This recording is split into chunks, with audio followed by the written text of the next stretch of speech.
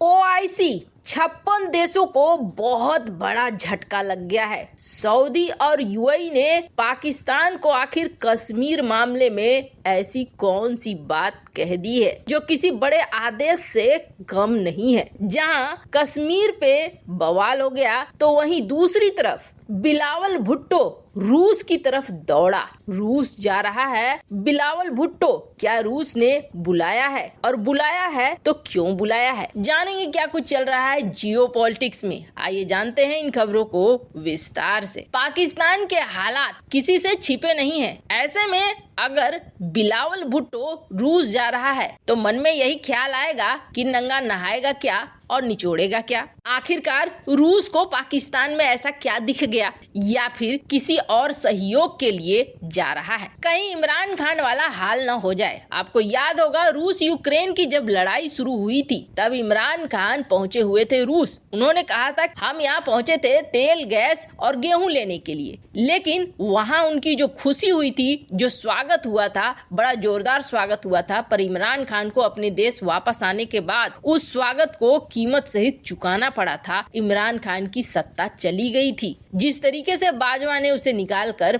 बाहर फेंक दिया था वो किसी से छिपा हुआ नहीं है। क्या वही गलती एक बार फिर शहबाज शरीफ सरकार कर रही है? दरअसल समस्या ये है कि पाकिस्तान के पास इस वक्त खाने के लाले पड़े हुए हैं, पर इन सब के बीच में कुछ दिन पहले ही रूस से एक प्रतिनिधि मंडल आता है पाकिस्तान और पाकिस्तान में दौरा करता है। दौरा करने के बाद बातचीत होती है कि कैसे हम आपको तेल दे सकते हैं। पाकिस्तान को सस्ते में तेल चाहिए। हालांकि पहली बार ये खबर आई थी कि पाकिस्तान को सस्ते में तेल देने से मना कर दिया था रूस ने। काफी मशक्कत के बाद रूस ने पाकिस्तान को गेहूं भेजा था। गेहूं और आटे के लिए कैसे हालात हैं ये हमने कई वीडियो में पाकिस्तान के अंदर देखा हुआ है। पाकिस्तान के अंदर इस वक्त गेहूं की बहुत ज्यादा कमी है। खैर, इन सब के बीच में सरगई लावारोव ने कथित तौर पर निमंत्रण दिया है बिल्लो रानी को, यानी कि बिलावल भुट्टो को, और बिलावल भुट्टो सरगई लावारोव से मिलने के लिए कल निकल रहा है रूस। अब यहाँ पर दो चीजें हो सकती है। एक तो पाकिस्तान इस वक्त बना हुआ है बिचौलिया, जिसे इस्तेमाल करके यूके अपने हथियार भेज देता है यूक्रेन। तो वहीं अब रूस हो सकता है इस मीटिंग के जरिए समझाने की कोशिश करे कि तेल गैस गेहूं देंगे लेकिन तुम्हें हथियार यूक्रेन नहीं भेजने होंगे। खैर, अब तो ये रूस और पाकिस्तान की मुलाकात के बाद ही पता चलेगा कि असली मामला क्या है। जहां एक तरफ ये सारी मुलाकातें हो रही हैं, तो वहीं दूसरी तरफ दुनिया भर से कटोरा लेकर भीख मांग रहे कंगाल पाकिस्तान को उसके करीबी मुस्लिम दोस्त सऊदी अरब और यूएई ने बहुत बड़ा झटका दे दिया है। एक बार आपको याद होगा जनरल बाजवा यूएई पहुंचे थे। जब जनरल बाजवा यूएई पहुंचे थे तो पर्दे के पीछे कुछ बातचीत हुई थी और इस बातचीत के बाद जनरल बाजवा जब वापस लौटा था तो इसने कहा था कि वो भारत के साथ सीज फायर करना चाहता है। जनरल बाजवा का रूपरेखा एकदम से बदल गया था और भारत के साथ उसने सीज फायर सीमा पर किया भी। इसके बाद बाजवा के रंग ढंग थोड़े और भी बदलते चले गए। बाजवा के बयान सख्त की जगह नरम होते चले गए और ऐसा लगने लगा जैसे कि बाजवा एक समझौता करना चाहता है भारत के साथ। और कहा जाता है कि बाजवा ये समझौता किसी और चीज के लिए नहीं बल्कि कश्मीर के लिए करना चाहता था। कश्मीर को लेकर जनरल बाजवा एक समझौता करना चाहता था, पर अचानक से इमरान खान पीछे हट गया। इस समय ये भी कहा गया कि पीएम मोदी पाकिस्तान का दौरा करने वाले थे। सारा प्लान सेट था, लेकिन अचानक से इमरान खान पीछे हट गया और इमरान खान के पीछे हटने के बाद पीएम मोदी का जो जाने का प्लान था पाकिस्तान का वो कैंसिल हो गया। ये सारी बातें कही जाती है, आधिकारिक तौर पर नहीं अभी तक कहीं भी किसी भी उल्लेख में आया है।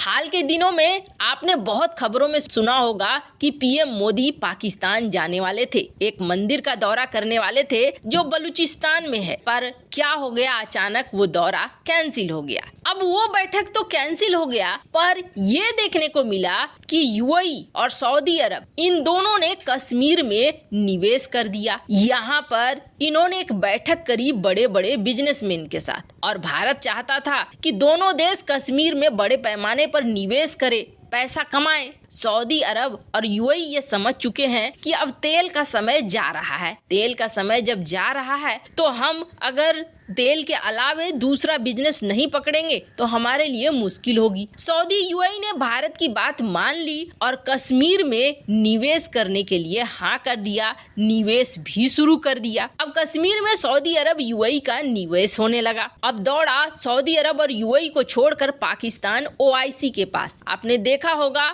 हाल फिलहाल में ओआईसी ने कश्मीर मामले में बहुत बोलना शुरू कर दिया। ये भी बातें निकलकर सामने आई कि ओआईसी के एक ग्रुप ने, एक प्रतिनिधि मंडल ने पीओके का दौरा भी किया और वहां खड़े होकर ये कहा कि यूएन को ये मामला हल करना चाहिए। ओआईसी को लेकर पाकिस्तान चलने की कोशिश कर रहा था कि ओआईसी ही अब कश्मीर मामले में मदद करे। भारत ने तो आर्टिकल 370 हटा दिया है। 56 देश सामने आएंगे तो कुछ न कुछ तो होगा। इसके अलावे भी पाकिस्तान ने हाथ पैर मारना शुरू किया तुर्की के साथ, और हमने देखा तुर्की की संसद में एक कमेटी बनने लगी कश्मीर के नाम पर।